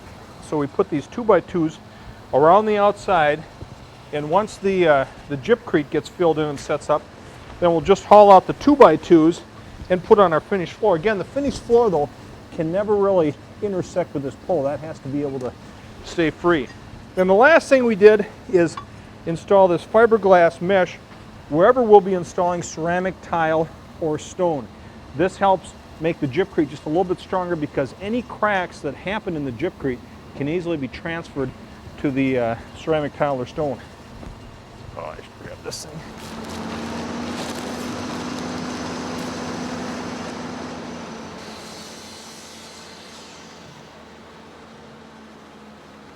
Well, Tim's moved up to the second floor here in the master bath. Now this floor you're pouring thicker than you did downstairs, That's right, Dean. We're pouring a full 1.5 inches over the tubing. Now we like talking about kind of the thermal qualities, how the tubes heat up the floor and it's kind of warm on your feet. But this is also real good for sound deadening, isn't it? That's correct. It seals up all the cracks between the walls and the floors and makes a big difference in sound transmission. Has to be fairly good in terms of fire rating too, I would think. Yes, it is. It is fire resistant and is a critical part of any floor assembly that requires a fire rating. So it's going below and above that mesh, and so that mesh does come, fiberglass mesh does get pretty well laid right in between the middle of the floor. Yeah, the tubing and mesh are encased in cement.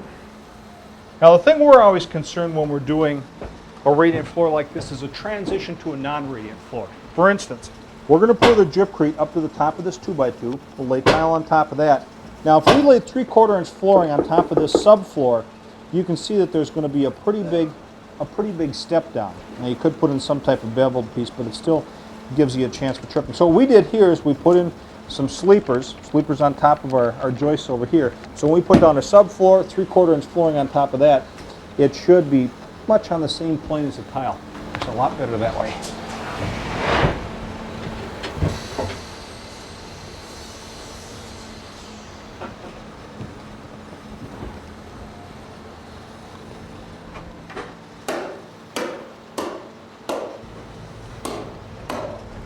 Well, they've moved on to the main floor. Now they're pouring the floor here in the great room. I think one question you might have is how does the weight of this affect the floor? I think in most new building situations it's really not a problem. In our situation here we have 16-inch joists, 12 inches on center, so we're more than fine. But I got to tell you, the combination of that type of joist system and this on top just gives you a nice bedrock solid feeling when you walk on this type of floor. So Tim, how much longer do you think before you're done? Oh, I think we'll be done in about an hour and out of here.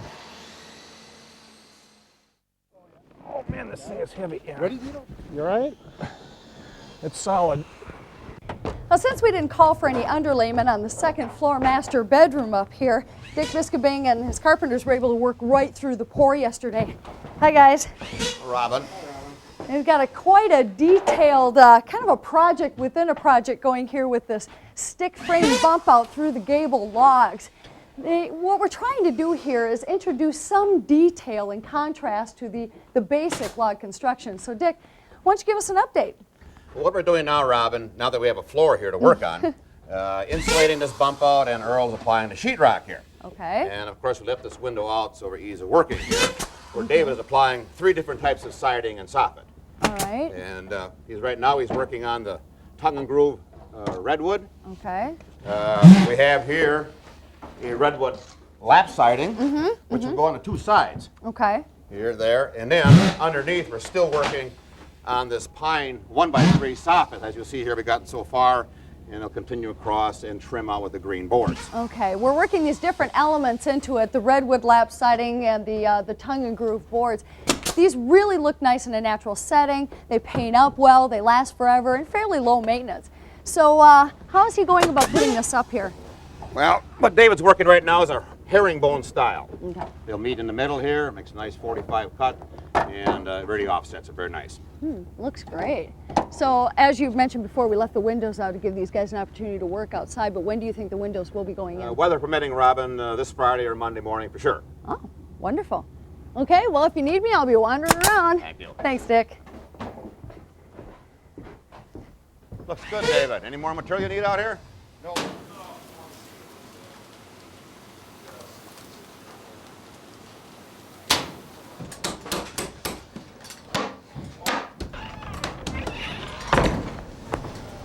Well, this morning, they're finishing up the sauna downstairs, putting in some more windows, and then Dick, Dave, and Earl are getting started on the trim around some of the windows that we put in the log walls.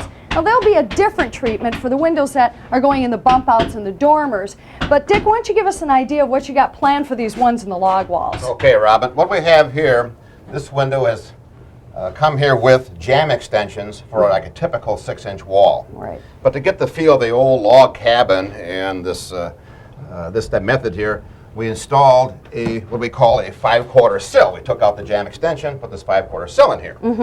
Then to help support that, here in the theme of the old style, we have what we call an apron. And that goes underneath it, Okay. like so, and that nice. gets nailed down through and in through here. Okay. All right? All right. We already have one piece of casing on, as you see, and this one is ready to go. In fact, if you want to try your hand at it here, we have the nailer right here, Robin, and Glasses on and get this up. Now this maintain is... about a 3/16 margin here, and you can tack that right down the center. Oh, okay. What kind of pine is this? All right, this is what we call a native number 2 pine. It has a little more grain and knots to blend in with the logs we have here. And with that in mind, before we set our top casing, we call this our biscuit joiner method. That's grooved with this little wooden biscuit in here. That gets glued top and bottom, goes in like so, goes in the slot, and then you pull that down. And that keeps everything from separating Right. later on. And I haven't got it glued, so I won't put it right now. Yeah, that should work out nice, Dick. Now that you see where we're headed on the pine trim, Dave is working in the master bathroom next door. Let's see how he's doing the prep work for the logs. So, Dick, what have we got going on in here? On this side, Robin, Dave is showing how we prep the window unit here. Okay. He'll take his 3.5-inch casing, hold it alongside here, and draw along and cut it with a skill saw, and then chip it out with his chisels. As he's doing on this side now, finishing up. Okay, so it's all flush then with the buck in the window. That's right, because the buck and the window are one, and the logs slide down alongside that. Okay, how about on the top? Well, in this area, when we set these windows, we try and get a happy medium, so we don't have too much log sticking in or out. Here we kind of lucked out, log drops away, we still had some prep work here. Okay. Down below, it was really in our favor. The log is out of the way, but then we have to put a mounting bracket in here, a mounting board, to hold our apron when we attach that. Sure, yeah. And this prep work actually takes longer than the actual casing of the window. Yeah, it seems like it. And it's different with every window because the logs are going to be different That's around correct. each window. Okay, great. Thanks a lot, Dick.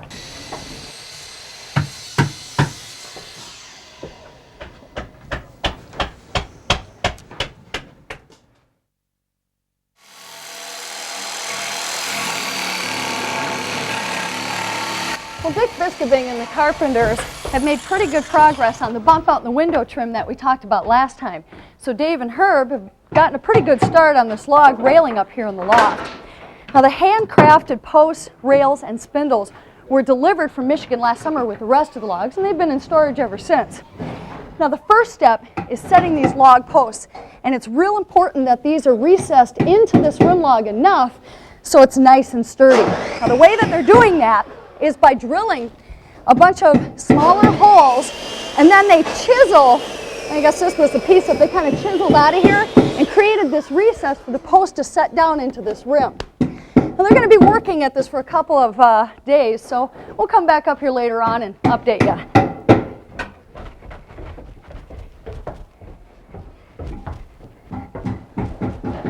So how's it going, Earl? Good. Great. Well, we've been talking about this bump out off the master bedroom that the guys have framed up, and now you can see it all coming together. Last time we talked about the redwood lap siding and the tongue and groove boards that Earl is just now finishing up. And we had a lot of this pre-painted, so it makes it a lot easier. And then once the siding was done around the opening, they put these windows in, and so you can see how the finished effect turned out. So how much longer do you think? Oh, just a few minutes, Robin. We've got one more board to put in here and we'll be all done. Wonderful.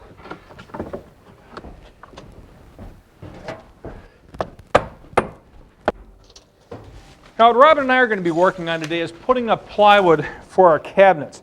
Cabinets should be in here next week, so we want to be all set for them. We've been kind of holding off because we want to get all this electrical installed. That's in, so now we're ready to get up the plywood. And the reason, of course, we're doing the plywood is that is what we'll be attaching the cabinets to. You all set? Yep. So this way, the logs can slide down the back of these 2x2s and not pull the cabinets with them. Well, that's another unique aspect of log construction that we talk so much about. Another issue in here is the way that the cut ends of the logs will frame the cabinets. You can see that these logs are not uniformly straight. Some of these ends go into the opening a little farther than other ones. So the challenge was to decide whether we wanted a narrower run and leave the logs the way they were built, or to kind of knock down some of these edges that are a little further in and have the cabinets then pretty much flush with the logs, which is what we decided to do. We took a chainsaw and a sander and we cut a couple of these down, and I don't think you're going to be able to tell once you get the cabinets up. It'll look pretty nice. Okay, I'm all set here if you want to hold that All right. up. Sounds good. Now the reason we're putting up a thin strip of plywood like this, you in a good spot right there? Right there. Is because behind the backsplash, which of course will be going in this area, we want to have a full piece. We don't want to have a splice in the middle, because more than likely we'll be putting up some type of tile.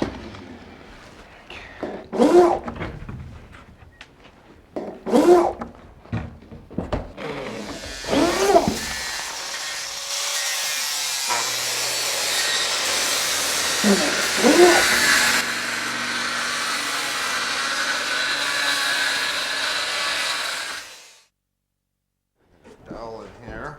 This is ready to go, Dave. Well, they're another day into the log railing for the loft, so I thought I'd better give you that update that I promised you yesterday.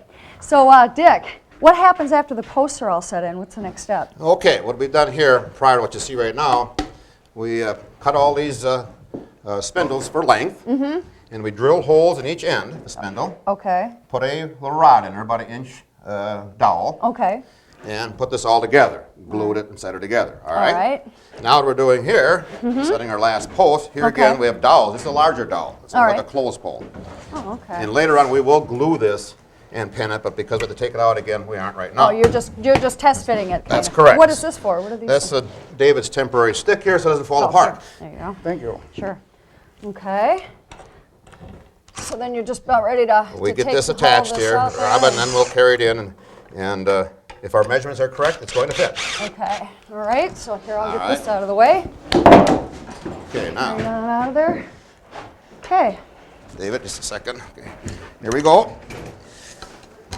Got her. Watch the okay. Now it's going to be obvious to everybody that these posts are pretty uneven. Can you tell us the story behind that? Yes, Robin, just a second here. We Okay. get this thing in there. How you doing? Well, that's Dave? got to be kind of heavy, huh? Okay, just, wood. all right, here we go. Well, Robin, what we're doing here is kind of a test run. Ordinarily, this would be all glued before we set these posts in. Sure. But because of the fact that we have not cut out our logs to receive our door and door casing, we want to take this out because we'll never get a saw in here. Oh, sure. And of course, these posts, which look uneven, they'll be cut off when we're all done here. Oh, okay. So what's the next step after this is kind of All right. temporarily set in? You just keep working around here? Yes, we have to set this post a little deeper. We'll be drilling and chiseling this out a little deeper so we get the strength. Okay. Then the shorter sections are easier to work on, and you set that in there, bring your post in, and continue around the whole perimeter here. Okay. So What our objective is come around this corner, obviously, to get into this corner post, Right. which is notched out a little different. This will be let down into the floor for extra strength and lagged in. Okay. We have to get that post real solid because in a matter of a few days, we'll be setting the pre-assembled stairway. Oh, We have okay. to tie this corner railing into it. And that'll be just a couple days from now then? Monday or Tuesday, I'm sure. Great. Okay. Well, thanks a lot, Dick. I'll get out of You your bet. way and let you guys keep working here. Okay, Dave, I guess we'll take this out of here now. A second.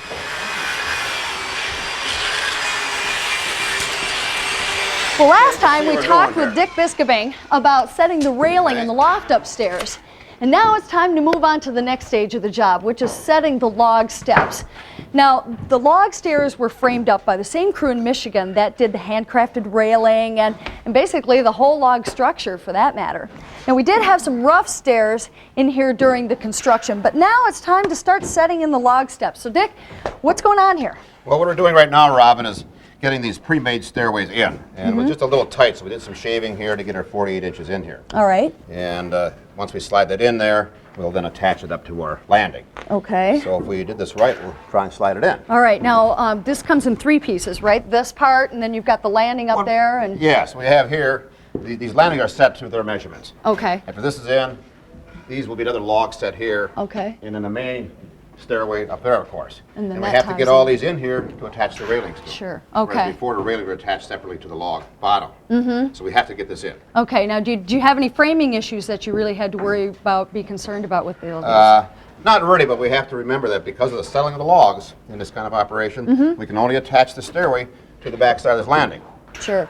Because as it settles, it will slide out here slightly. So Ah. we cannot anchor this like you typically would do with a regular house. on the Okay. So, bottom. so you guys are all ready to slide this We'll in, give it a huh? try and see how we Okay. did. Well, we'll see. Okay, guys, let's see what happens here. How we doing? Hey. So far, so good. They have a strip here. It should stop right about there. Whoop, there we are. There we are. Right on there, huh? Earl, you want to check with the level and see how we did? Okay. Oh, man, that's really nice. All right.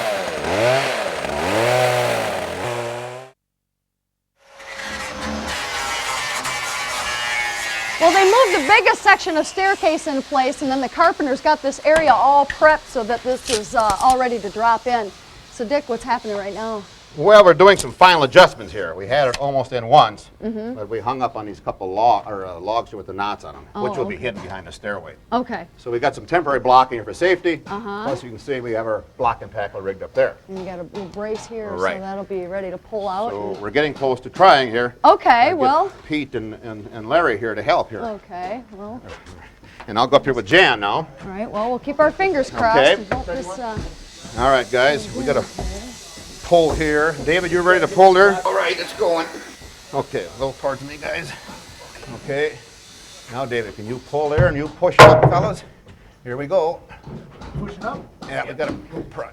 Up she comes. All right, now. She's coming.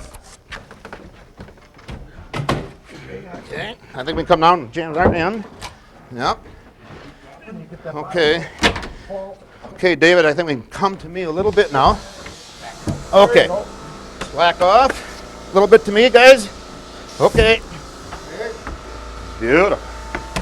You haven't got a level here, David? We'll check this baby for level. I think we... How's it look down there by that log? looks pretty good. Well, sometimes it does go well.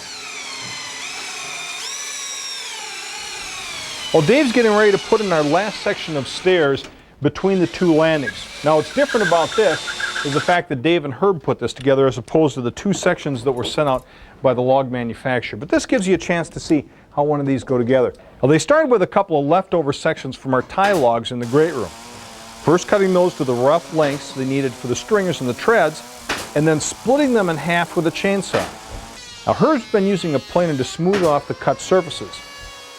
And now Dave is taking the stringers and the treads and he's attaching those with what lag screws it looks like, huh? Yeah, 1/4 inch by 6 inches long. All right. We drilled a 1-inch hole for this dowel to fit in to cover up our lag screws. And when we're all set with everything, we'll drive them in and grind them off flush and smooth. So nice and smooth. Okay. Now I guess it's time for us to try it. Can you give me a lift? Oh, sure. Should I grab this side here? Yeah, let me get on the inside. And then jump here. up on this side? Yep. Okay. Okay. Right there. A little bit more. Right there. That looks pretty good. Yep. Okay, beautiful. Little Boy, adjustments and we'll have it. that's going to be nice to have log steps on that section. Thanks, Dave. Yep.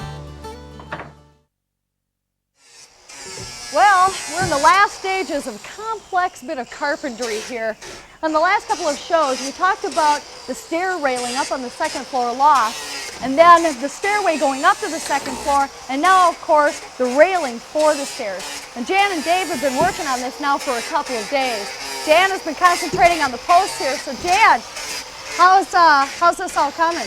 Oh, quite good actually. We're going to try and fit the post around the stringer just to make it look better and add a little strength. I've carved that all out and made it look like it belongs there. And then we'll put that on there and then we'll run these legs in. Make sure it's plumb and square with the stair rail and we'll continue on from there. Great. Okay. And then Dave is assembling the railing section over here. So what's going on with this right now? Well, what I did is I cut the top and bottom rails and fit them in first. Okay. And then I drilled 3/4 inch dowels in and put the whole unit together. And it'll slide in all in one piece. All right. Just like this here. Okay. There. Yeah, slide that in there. Now this was all built separately and then you moved it in. How about Right. this section here with the angle in it? Well, because of the angles and the taper on your logs, we thought it was a lot easier to fit the top and bottom rail, and then we cut each one of these posts individually, and then we drill a 3/4 inch dowel in on the bottom, dowel it, bring this up tight, put it in with a screw, and then we'll put little plugs in here so you won't see any of the screw heads. Okay, well I can't wait to see it all done. Nice work, you guys. Thank you.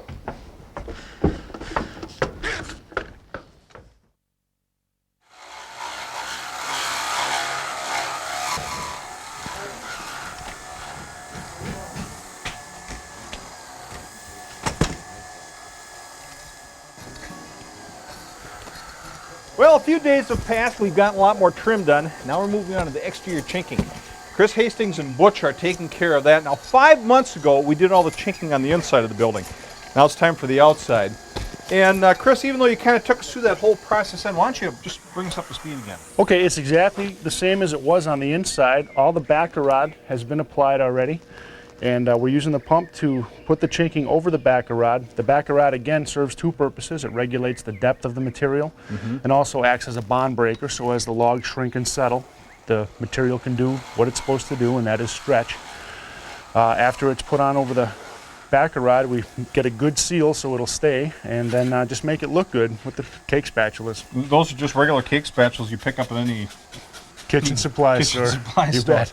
I'll be darned. How long do you think something like this will last? It should last a lifetime. You should never have to re-chink a house. There may be some touch-up spots and some regular maintenance, but one way to combat that is to let once the logs are stacked, wait as long as your plans will accommodate before you apply the chinking so that the bulk of the settling and shrinking will take place ahead of time. So given the fact that our cabin's been up 9 months now, that's going to really help in terms of any shrinkage down the road. Right. Good enough. Well, looks still a little bit messy in here. It's probably hard to believe. Forgot my drawing. Hard to believe that we're just about finished, but actually, we have all the millwork finished up here on our window wall. Also, we've cleared off all the millwork that we've been storing on top of these tie logs. Right now, we're just wrapping up the carving of these 2 logs here below the tie logs. Now, if you remember a couple of shows back, we cut out the middle sections of those logs to open up the vaulted ceiling to reveal some of our lake views. And all it took was a chainsaw, 3 ropes, and a bunch of people to make sure those logs didn't come crashing to the ground. Well, the plan for today is to have Dean down in the workshop setting countertops with Mark Kimball While I'm up here on the main floor finishing up the trim over the slip joints that we installed last winter. The slip joints are pretty much exclusive to log homes because of the shrinking and settling of the logs after assembly. Now basically, wherever framed walls and log walls intersect, the log walls are going to drop a little bit while the framed walls are going to stay relatively stable. And you got to allow for this, otherwise there's going to be some binding and cracking. And that's where the slip joints come into play.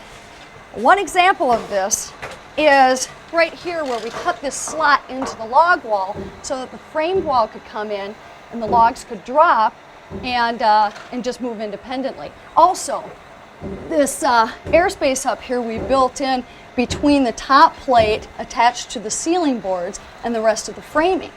That allows the ceiling to float down a few inches without crushing the framed wall below. Now for stability, we drove 1/2-inch lag screws up through the top plate of the bottom section into the plates above. That holds everything stiff. And the lag screws just float down through the pre-drilled holes into the lower framing as the logs shrink. Now afterwards, we ran the drywall and the plaster up to the top part of this lower framing and left the gap exposed. I don't know if you could tell in the flashback, but the ceiling has actually floated down about 2 or 3 inches since we did that framing. What I'm doing now is I'm covering that gap with this 1x8 pine trim, which goes really well with the pine logs and the pine ceiling boards, although I'm going to have to take a little bit more off of this one. Okay. Now bear in mind that you only want to nail above this gap, not below it, because the whole idea is for this piece of trim to be able to slide down over the surface of this lower wall without binding any nails. You also want to put this piece of filler along the top like we did so that the piece of trim is on the same plane as the finished wall. Now in our situation, we also notched out the log on that one end so that this piece of trim slides in nicely behind it. That's a pretty simple concept. It's just pretty time consuming to make sure that you've covered all the bases.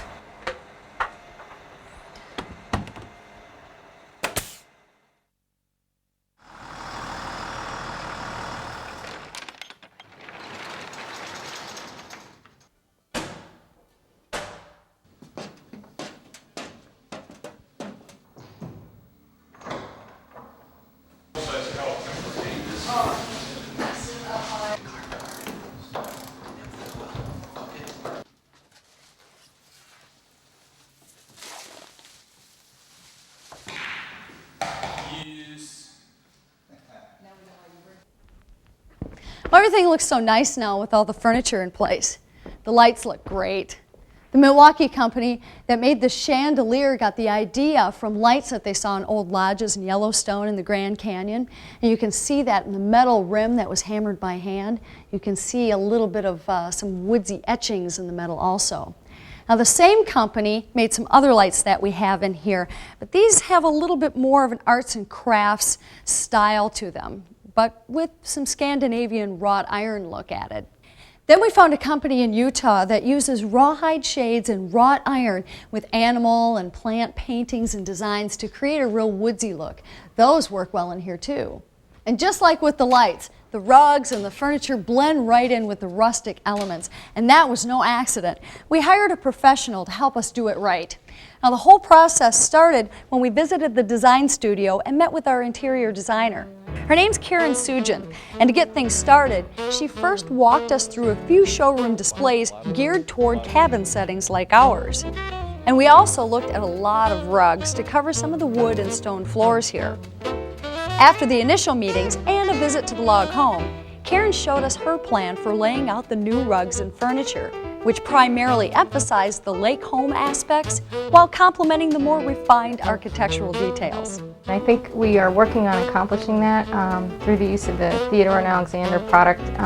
Those walnut pieces, which look more like an antique rather than the real rustic log furniture, and I think we're getting away from that look a little, just enough that it'll refine the look a little bit.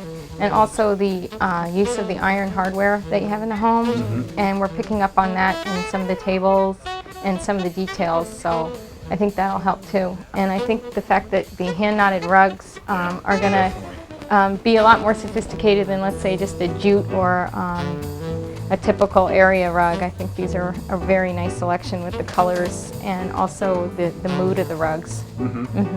Well, they're very colorful, but yet kind of muted. Well, Karen had a lot of good advice. So let's talk a bit about specifics. Like here in the great room, the main thing was choosing the fabric for the sofa and the chairs. This fabric, I believe, will continue the language of the building that you see from the exterior.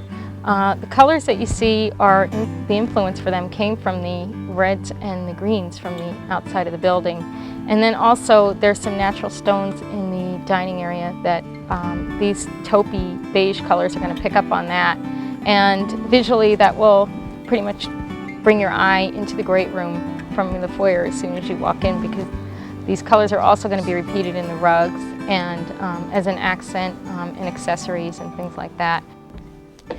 Now upstairs, we're using machine-made rugs, but they really capture that traditional flavor. Now one more thing with Karen though, we knew we wanted to work with this twig-style furniture. It really complements the logs. But one question was, how far do you take that idea? Well, for instance, back here in the master bedroom, we ordered a really nice hickory bed. That hasn't come in yet. But we did see the same model back in the showroom when we talked about balancing furniture styles. Looks like it'd be rough, but I mean, it's really, not. It's really nicely finished.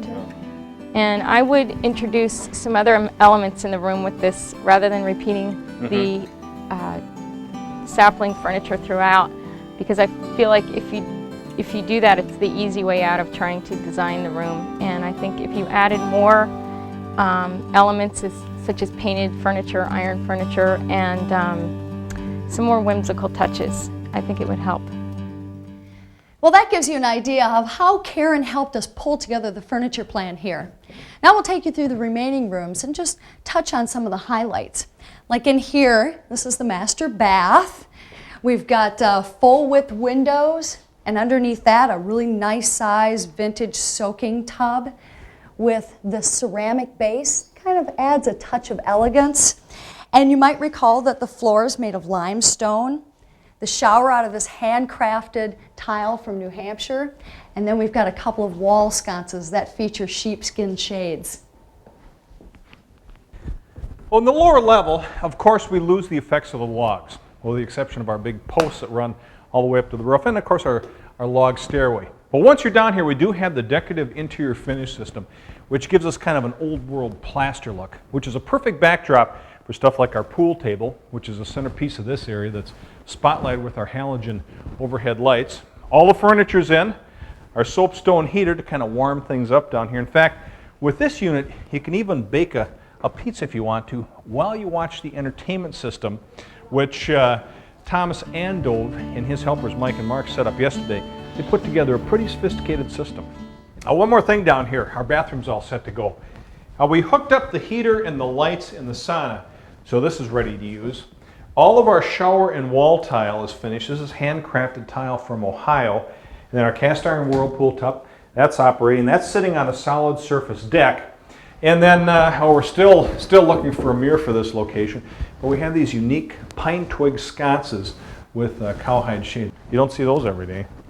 And to wrap things up inside here, one of Brad Parker's last jobs was to install these 3 pendants hanging over the island. It was quite an elaborate job making those connections up in the vault. But these 3 hanging pendants add some nice illumination over the island and a kind of an arts and crafts flavor. We also added some low voltage lighting in the cabinets that have the glass doors, as well as under the cabinets for lighting up the work surfaces here. Now these were added earlier in the project.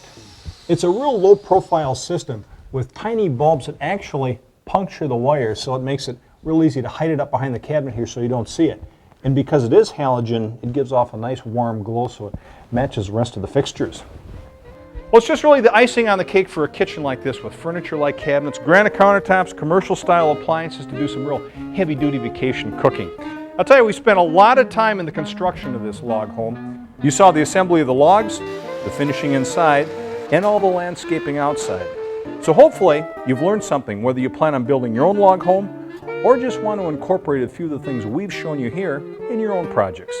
But for us, it's on to another project next time on Home Time. Well, as soon as we're back in town. I'm Robin Hartle. And I'm Dean Johnson. Thanks for watching.